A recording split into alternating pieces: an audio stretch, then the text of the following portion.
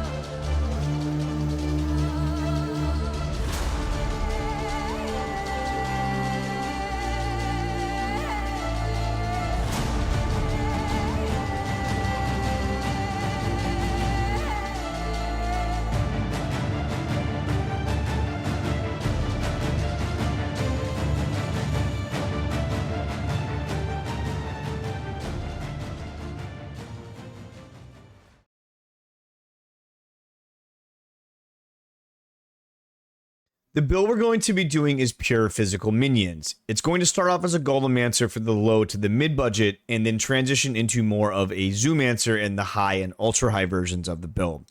During leveling and early low budget, you're going to want to focus on trying to keep your minions alive. So we're going to prioritize minion survivability over damage in the beginning. Once we are sure our minions are not dying or not dying as often, then we're going to start focusing on scaling up their damage. And it is very, very easy to scale this damage to the tens of millions with a very small investment.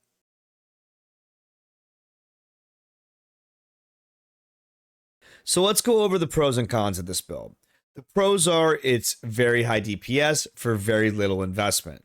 I was sitting around 15 million DPS with less than a divine invested into the build. The leveling process is super easy and smooth. I don't think I died at all during the campaign. You don't require any chase uniques or expensive rares to make the build function well. The only items that we really need, quote unquote, to scale the early iterations of the build only cost a couple chaos. And you can league start this build. Since our minions are doing the heavy lifting, we don't really need to do much to fly through the campaign, other than just making sure they don't die.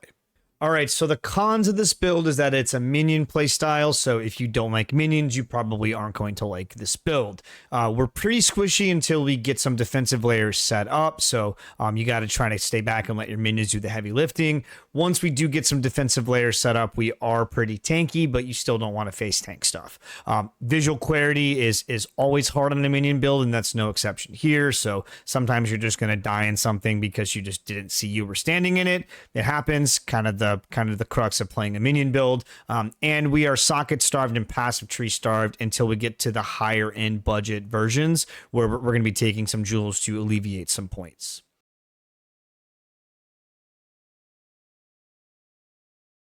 As far as the leveling goes, I'm not going to go super in-depth in this video. I did put some pretty in-depth notes in the POB, so definitely reference that while you're leveling. If you feel there's anything that I didn't cover in this video or in the POB, feel free to leave a comment on this video or join my Discord and let me know what your question is. Both the link to the POB and to my Discord will be in the description of this video. So the first things you're going to want to get is Montage teachings. That's going to be our weapon for a really, really long time. I'm still using Montage Montage teachings up until the scaling of the high-end version of the build. It's so good. It's such a good item for our build in particular. And then you're also going to want to get a Clay Shapers. Montage is going to give our minions 9% base crit, which is huge. It's going to get us really close to that crit cap. And then Clay Shapers is going to give us another Golem, which is nice before we get the Golem Mastery node, which gives us the additional Golem. So it'll give us 2 Golems right off the bat. And it also gives our Golems a ton of physical damage. Since we are physical build, this is going to be a huge buff for us. And then once you get access to Animate Guardian, getting the low budget version of the gear for the Animate Guardian does really help with the clear speed, and especially during the campaign. So pick that up whenever you can. If you find that you're dying a lot during the campaign, or if you just want to be a bit tankier, feel free to drop the Clay Shapers for a decent minion shield. This comes with the obvious trade-off of sacrificing a bit of damage for a bit more survivability, so just keep that in mind. If you do decide to go this route and put a shield in, I would path towards the block nodes a little bit earlier than later, because that's also going to help with your survivability, okay? Just like any other build, you're going to want to try to pick up resistances, life, energy shield, things like that on any pieces of gear that you can. And then as far as our mana reservation goes, we're not going to be able to run all of the auras that the build runs right off the bat. So you're going to need to pick up some, maybe some flat mana on gear, maybe turn off some auras. My suggestion for auras to run while you're leveling would be Determination, Vitality, and then Purity of Elements. If you decide to run Purity of Elements, I ran it and then I got rid of it later on down the road once I got access to the better auras and could actually run the better auras. And then you also want to run Dread Banner plus Generosity support. If you're able to fit in Dread Banner, Generosity support, and Precision, do that, but you probably won't be able to until you get a bit of the mana reservation in the tree and on the gear.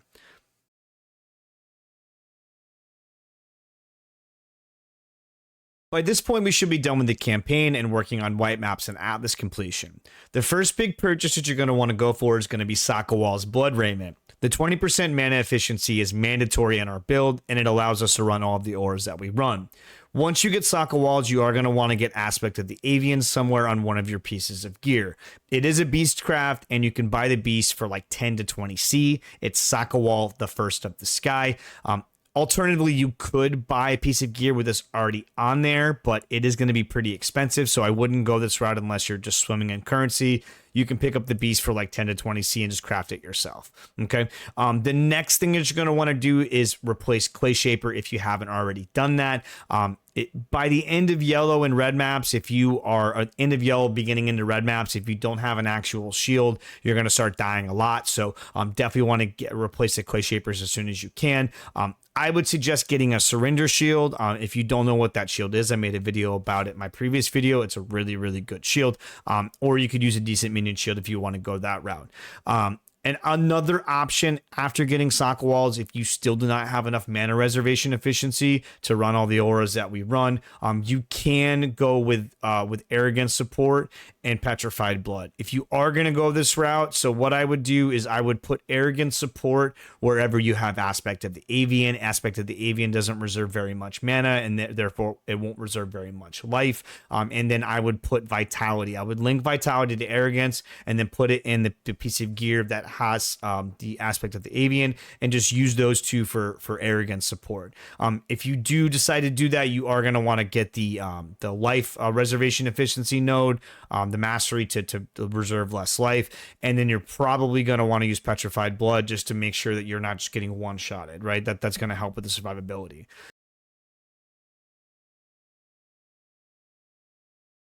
Just like any build, as you're scaling up, you're going to want to make sure that if you're replacing something or upgrading something, you're not breaking something else. By this point, we should be res capped, block chance capped, spell block chance capped, and our chaos res should be at least not negative. Once we get our mana reservation under control and we are able to run all of the auras that we run, what we're going to want to do with any spare mana that we have, we're going to want to tattoo chaos res on any that we can. Right now I have 6 mana, so I probably should do some more tattooing. I just haven't got around to doing it yet, but this, because we are running so many uniques, resistances is a bit of a pain point with this build, but it can be fixed. You just got to finagle things a little bit. As we're scaling up the medium version of the build, we don't need to go for max rolled everything unless, like I said, you've got a lot of currency laying around. I'm assuming that this is something that someone that's starting off from scratch or league starting, so you don't need to go for max rolled everything. Some of the items that we can go a little bit cheaper on are Darkness Enthroned and Ashes of the Stars. You can look for an 85 to 98% Darkness Enthroned. The extra 2% is pretty marginal. Right now I think I'm running a 98%, I'm pretty sure. Yeah, I'm running a 98%. I think I picked this up for like a div. It's not very expensive. Now, if you go for a max roll, it jumps up pretty significantly in price. So you can go for anywhere between 90 to 98, 99 and for relatively inexpensively, okay? And then as for Ashes of the Stars, we don't need a max roll on this either. The extra quality doesn't really add too much for us. The 30% quality will get us one more zombie, but it's not necessary. Right now I have 11 zombies and I'm running a 21% quality, so you can go a little bit cheaper here as well.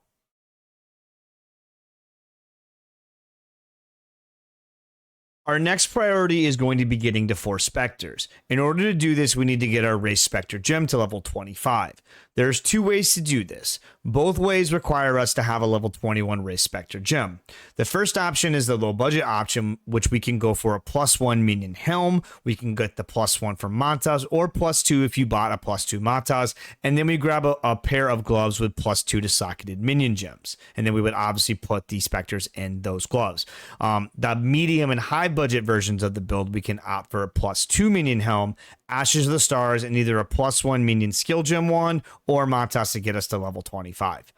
The Spectres we're going to want to run are going to be Spectral Leader, which gives us and our minions increased action speed, War Caller, which gives all of our minions onslaught, Demon Harpy, which gives all the enemies a physical damage debuff, and then Carnage Chieftain, which is going to give all of our minions frenzy charges.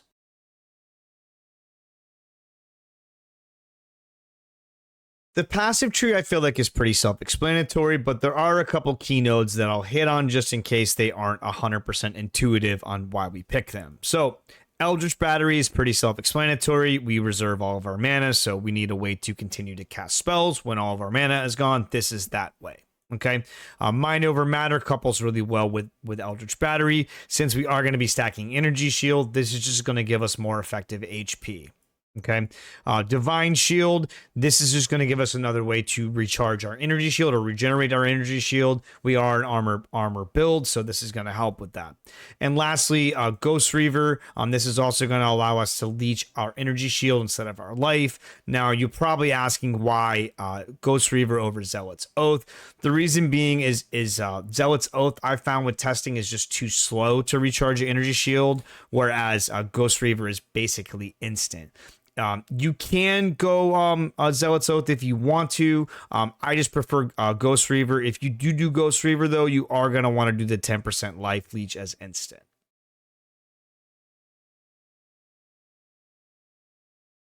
In this section, we're going to go over some quality of life things that I had to learn the hard way, so you guys don't have to. So the first thing is you're going to want to get a spare Montage or a spare +1 minion wand, and you're going to put this in your weapon set too. And you're going to link Desecrate to this.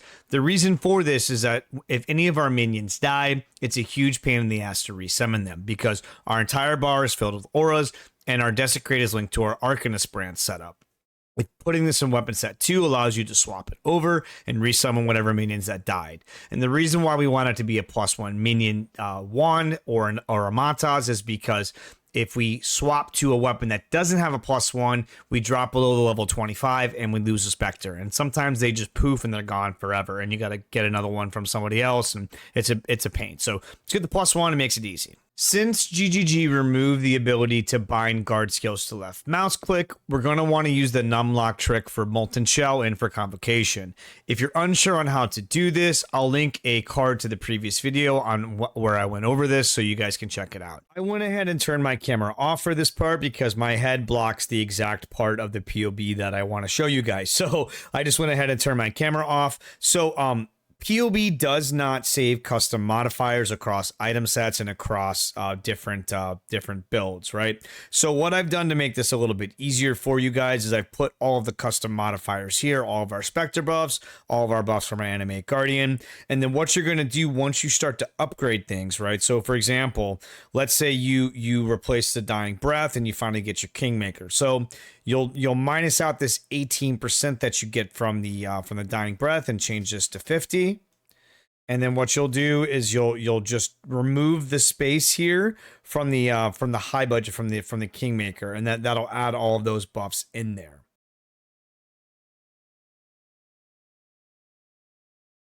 As far as mapping goes, some mods that we want to avoid are Physical Damage Reflect. We cannot run this mod at all. The same goes for players can't regenerate life or mana, cannot leech from monsters if you're using Ghost Reaver. If you're using Zealot's Oath, you can probably run you cannot leech. You just got to be careful that your minions don't die because they're not leeching, and that's a big part of their defensive layer is the leech, okay? Mods that we can do but are kind of rippy are anything with extra elemental damage, so extra chaos damage, extra fire damage, whatever it is, can be kind of rippy, so just be careful with those. Monsters take reduced critical strike damage. That can be kind of rippy as well because it makes all of our minions do crappy damage, and because they're doing crappy damage, they're not leeching, and because they're not leeching as much, it also affects our survivability, so just be careful with those mods as well. As far as farming mechanics go, feel free to do any mechanic that you enjoy and have fun with. For me, I've been doing Harvest, and it's been pretty good. It is rippy at times, but it's been pretty steady, easy money.